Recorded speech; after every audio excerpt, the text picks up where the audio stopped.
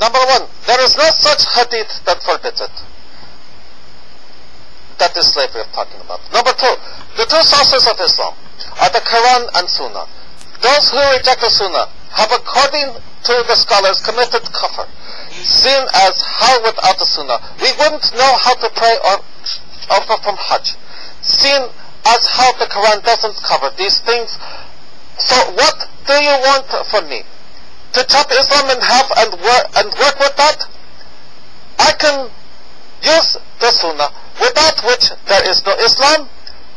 Furthermore, the Sunnah and the Quran were transmitted to the same medium, the Sahaba.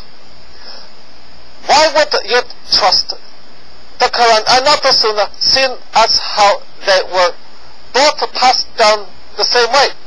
Also, how dare you tell me not to use the absolutely critical source of Islam without the Sunnah? We would know nothing about the Prophet and couldn't even perform our obligations. Also, the Sunnah is classified as revelation. See us have the statements from Allah by way of the Prophet. Even further, what is this, quote, Muslims are losing faith in what is said in the hadith? I've never been in a single masjid that didn't make use of the hadith. So what are you talking about? Not one Islamic university fails to cover it, and as I said, without it, how would we pray? Or perform Hajj?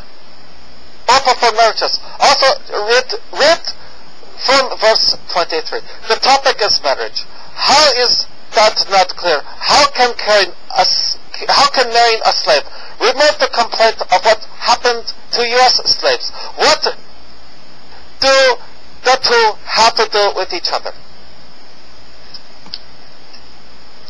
I've just noticed more and more that it's getting to the point where every Muslim I talk to on the net says they don't believe in the hadith anymore at all due to all the stupid things in it. Eating 7 ajwa dates in the morning, protecting all day from both magic and poison. Sun prostrating under a throne before asking permission to rise.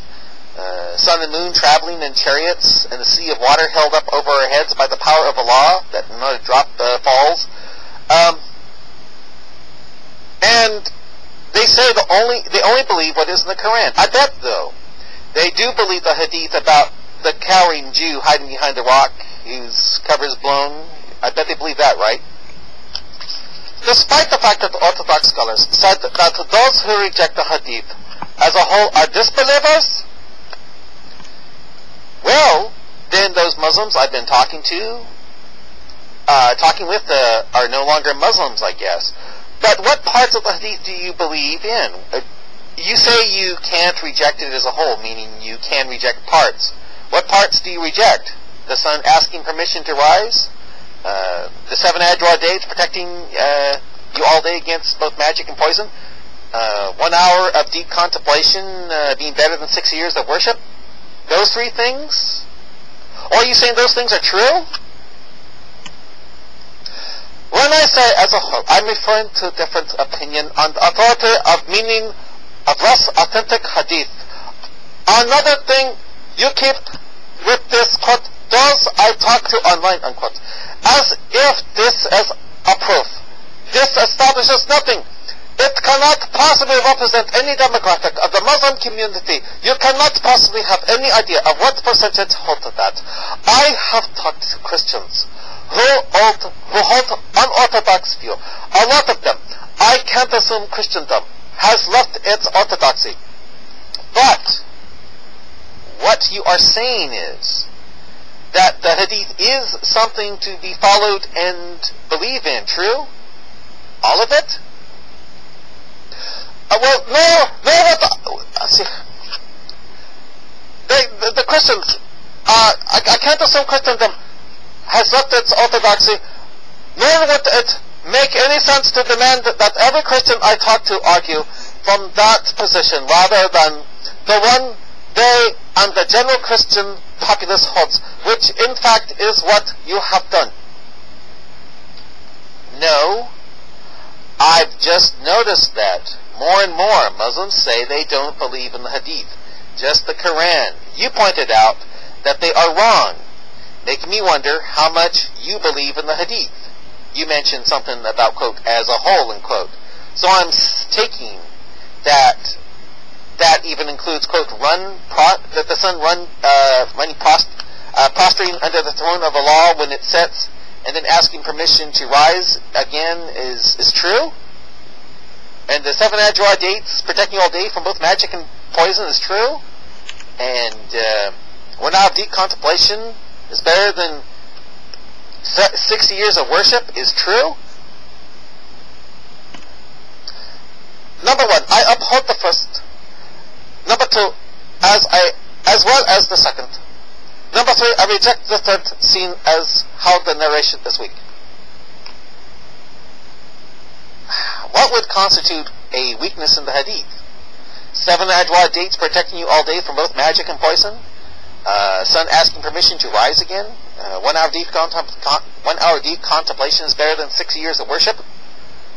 Sun falls off its chariot totally into the sea above our heads, creates a solar eclipse. Which of those are weak?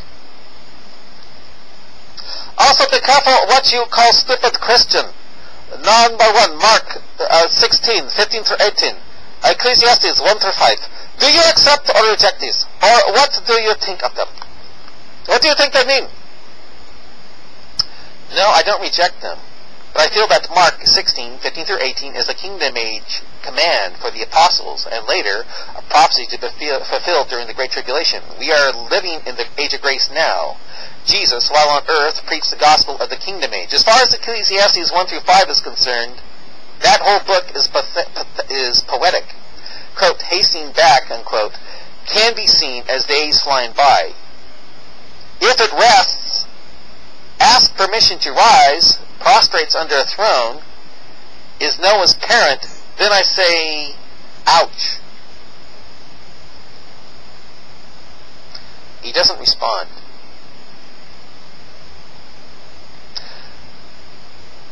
Here for where did I lie? How is it related? When in Islam one can't even slap a slave. So the abuse U.S. slaves went through, according to Islam, is an atrocity. And we went over this, but you for some reason still claim that Islam somehow condones the racism and abuses that happen to American slaves. So in Islam, you couldn't slap your married slave girl, just have sex with her? Not rape her, just have sex with her? Yes, correct, if she consents. What does say if she consents? Oh, excuse me. Where does it say in the Quran if she consents? How come married women are denied to you, but not married slave women? Quran 4:24 isn't talking about sex. It's talking about marriage. Read starting at verse 23. The quote forbidden to you, the forbidden for you, unquote. It's not about sex, but rather about marriage. Start at verse 23. Please pay attention to what you read. This is what I was talking about, with you being very ignorant of clearly defined narratives and lines of thought in the Quran, and you cut and paste without comprehension. How do you bother to actually read all of Surah 4, and not just verse 24? You'd see marriage and not the sex is the topic at hand. So what you're saying is that a slave girl can have 2 husbands? Or is Quran 4:24 saying it's okay to have adultery with your married slave girl? Still seems to remove, or at least ease, the gripe of African Americans for the time there was slavery in America. Because what if the non-Muslim husband of the slave girl you're having sex with doesn't want the Muslim slave master to have sex with his wife? What happens? Where is his say? No, the previous marriage is voided, and she is married to the new man she has chosen. Once again, read the verse. Marriage is the topic here. Also, African American slaves were raped. If they had chosen to go with the slave masters, we wouldn't have complained. How is being able to marry a slave and black woman black women getting raped, at all similar. If the previous marriage is voided, well, what does, quote, forbidden to you are married women except those whom your right hand possess mean to you? Shouldn't read except those women whose marriages have been voided? A free woman cannot void her marriage at all. A free woman cannot void her marriage at will. She must file for divorce, and terms must be reached first. Also, it's not permitted to propose to a free woman if